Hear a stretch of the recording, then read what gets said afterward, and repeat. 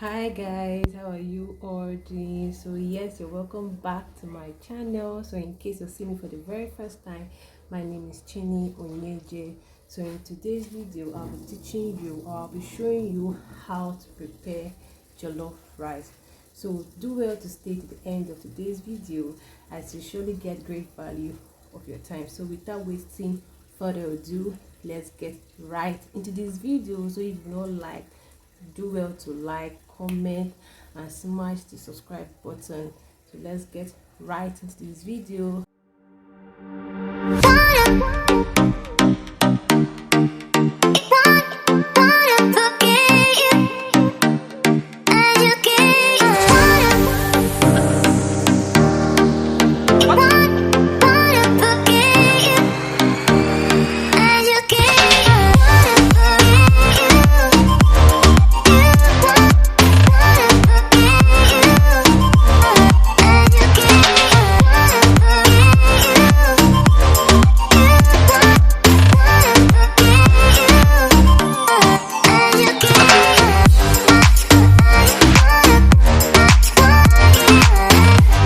So these are the ingredients that I use. I also use crayfish. So here I started off by seasoning my fish.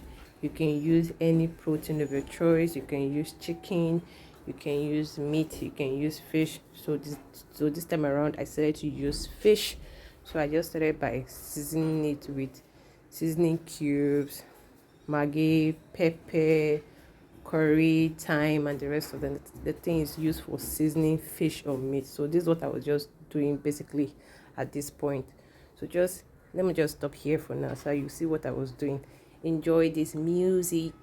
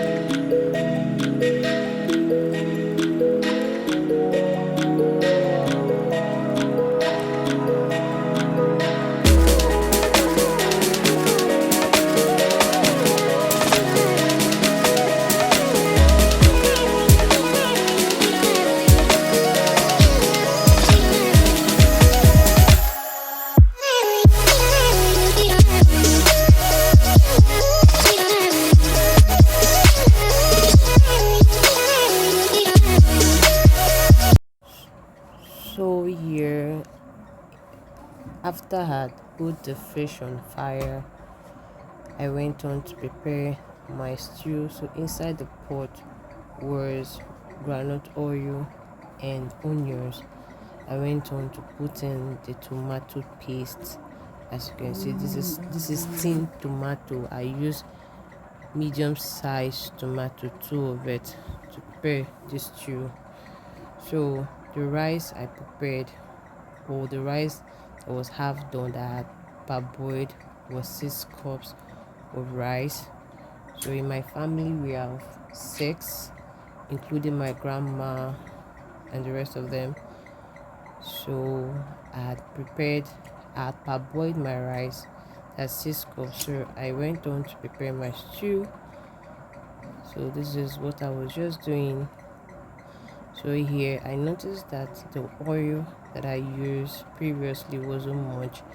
I went on to drizzle in a little quantity of oil that will help me in frying my tomato very well. If you notice, tomato has this a little bit bitter taste, if you notice. So we fry our tomato in order to kind of reduce the bitter taste of it and also bring out its sweetness together with the mixture of oil and groundnut oil. And also the tomato changes color after frying for up to 2 to 3 minutes. So here I had fried the tomato up to 2 to 3 minutes. So after frying it, I allowed it to fry a little bit without turning it. So I now went on to put in my ingredients like pepper, crayfish, curry, thyme, and the rest of all the ingredients needed for cooking stew, and also salt to taste. So that's what I just basically did. After frying the tomato, I went on to put in my ingredients. So after putting in my ingredients, I turned it again. Okay, so I turned it again. So this is seasoning cubes. Just putting all my ingredients. That's just basically what I was doing here. So what next did I do here? So let's see. That's crayfish. So crayfish gives jollof rice its unique taste. So the quantity of the crayfish you put will determine the taste of the jollof rice. If you want your jollof rice to be jollof, like, I'm not saying you should put the entire crayfish in your house, no. At least I put enough crayfish, because crayfish itself has its unique taste it gives to your food, especially jollof rice. So after putting it, oh my god, the taste or the aroma was just everywhere in the house. Like, so after putting my ingredients, I went on to stir everything to give it its unique taste to my jollof rice. So what next did I do? Let me see, what next did I do here? So I went on to grab water to fetch water to give the rice its base. Yes, so I poured in water. As you can see, I poured in water into the stew to give it the base for the rice. So I went on to stir again, stir a little bit, stir to make sure that the ingredients and everything are properly combined or properly stirred. So I went on to taste to find out if the salt is okay, find out if the taste is a uniform state. So that is what I just did here. So I went on to pour in water to give it its base for the rice. So the quantity of water you use in jollof rice determines the quantity of rice you're preparing. If you're preparing this jollof rice for for little amount for little number of persons, it requires little quantity of water. So me, I was preparing rice of 6 cups, and it required up to like less than half a basin of water. So you just have to use your eyes to measure while pouring in your water, so that you don't over pour and make your rice look so soggy, look so soaked. You need to still bring out this unique taste in the rice. So at this point, they brought the light, and I went on to pour in my half done rice. As you can see, this is 6 cups of rice. So as I was pouring it, I was like, this will surely delay me. It will surely delay me. I was like, what will I do? Like, just imagine. And the young guy there was like, this thing will delay until you. So I went on to check my fish, and I noticed that my fish had done, was well cooked, and I turned it off. So I went on to pouring the rice, pour it in, because the water I had poured earlier on had given it ease bees. So I tried pour, like, hey, nah, mba, this rice, this everything, I'll just make a mess in this kitchen. So I went on to seek for the help of the young boy, and he really helped me after pouring in the rice. So he just helped me to hold my pot, as you can see, and I poured in my rice. This is 6 cups of rice. 6 cups of rice. So as I was pouring it gradually, so that it doesn't pour, I was pouring in gradually. So after pouring in the rice, as I was pouring in the rice, I was mixing it up together. After pouring in the rice, I noticed that the water I had put earlier on wasn't much. So if you notice that the water you put isn't much, you go ahead to pour in little water that will a little bit cover the rice. So after I poured in water, I asked him to fetch little quantity for me while I mix up everything. You don't want to see how a part of the rice white, another part yellow. So you need the rice to have its uniform color. Is it yellow or whatever? Yes, yellow color. So I went on to mix everything up, the stew and the rice, to mix it. I went on to mix everything up very well, very well. So that is what I was just doing. After pouring in my rice, I went on to mix it very well. You have to be sure that everything is well combined, is well mixed, that the rice and the stew is well mixed. So this is what I was just basically doing, mixing the rice very well, very well. So let's see what treats me. Let's see what next I did. And the young boy came to see what I was doing. Yes. So what next did I do? Let's watch and see. Kept on turning. It was not easy, but I cannot complain. As I always say, no gain, no pain, no gain. Not be so. Now so if you want to, so I went on to pour in little quantity, and the water was a little bit above the rice, a little bit above it. So after mixing everything up, I went on to, what next did I do? Let's see. What next did I do here? I went on to position my pot very well to make sure that the fire is burning very well. And also I also tasted my rice. I noticed that the taste was a little bit flat, so I went on to add in more of the crayfish and some other ingredients. Yes, I went on to add in some ingredients to beef up, or will I not to beef? Okay, yes.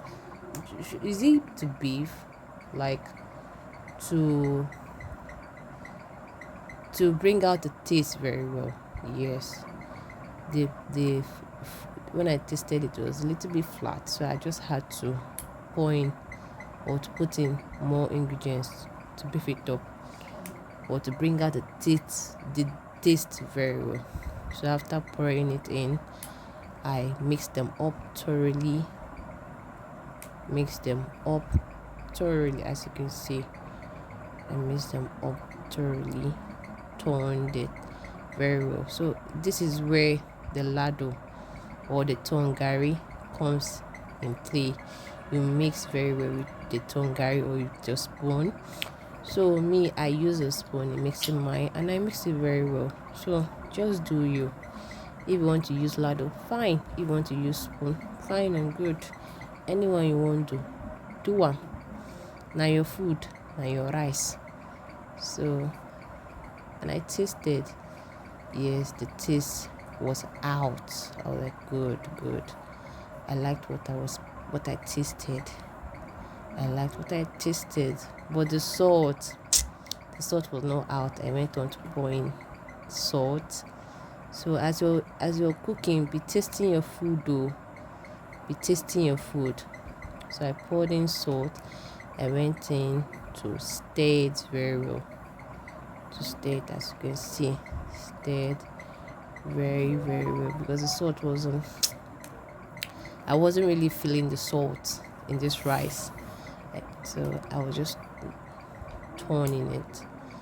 So after it, I reduced the fire of my light, yes, to medium heat. Yes, you don't want the fire to be in the highest, so that it doesn't start burning and the food will not cook.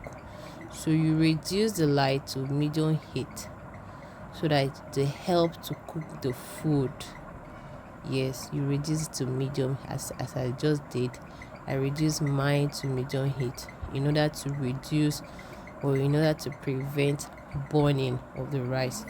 If your rice isn't cooked, to start burning, so you reduce the light to medium heat and allow it to cook very well. You know also that the rice was half done. So here, after stirring, I covered the pot. The rice is on fire already. Got the medium heat. The medium heat, as you can see, medium heat. So I'll cover this to boil. All that to boil, to cook very well. I'll leave it for like 10 to 20 minutes for it to cook very well on medium heat. So our rice is ready. Look at that, guys. Like, it's ready and it's very yummy. So cover this up and I'll prepare the salad. Yeah. So here I had prepped all my vegetables needed for preparing salad, which are the cabbage, the green peas, the green pepper, and the carrot. So let's assemble together. We must not really start with what I started with, but me, I found out that whenever I want to lay, or whenever I want to assemble my salad, I start with cabbage. So you can start with anyone. So you can start with anyone. You must not really start with the one to what I started with. You can start with anyone. You can start with carrot. So is it that green beans or green pepper that we cooked? So we cooked it, and so that was just basically what I was doing here, to assemble the salad for it. Yeah, burrito. Yeah. So that's just it. Not too much. I was just assembling the salad. Yeah. Look at that. This is divine. Is given 10/10 minus nothing, like 10/10 minus nothing. I never finish it, but I'm already loving it. Me liking, me loving, me every. I'm loving it already. Gain, look at that beauty. Oh, yeah. So what next did I do? Well, not too much. I didn't do any other thing. Just laying my veggies for salad. Just laying it out for salad. Yes, as I said earlier on, I prepared food for a family of 6, including my grandma. My grandma does not eat salad. Yes, so it's just for the 5 of us. And this salad I prepared was too much for us. I was to prepare half of the cabbage. I went up to prepare all of them, but thanks be to God that we were able to finish all of them. Yeah, it was so amazing. Look at that. Like, I'm really loving this color. Ah, it's so divine. So divine. Like, me loving, me liking. Opo. Yeah.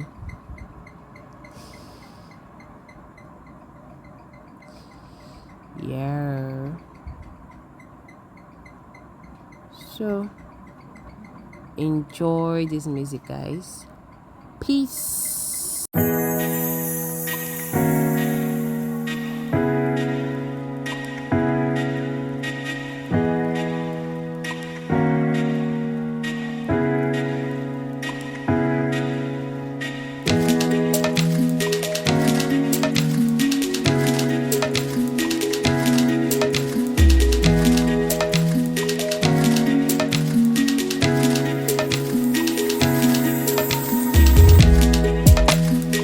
So this is the part I love the most in my cooking series, where I'll have to eat from, where I have to taste what I've cooked. So let's eat.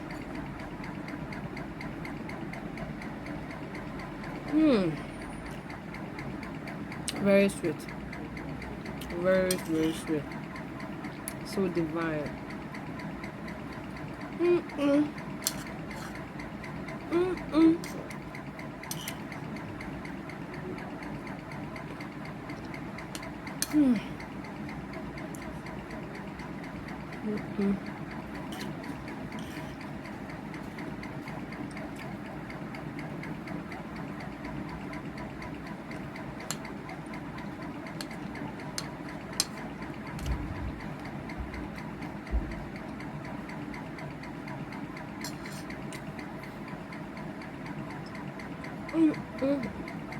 Very sweet.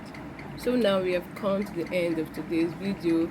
If you love this video, do well to give us a thumbs up, like, comment, and share to your loved ones so that they too can learn how to prepare this. So thank you for staying to the end of today's video. Bye for now until I come your way with another interesting video. Peace.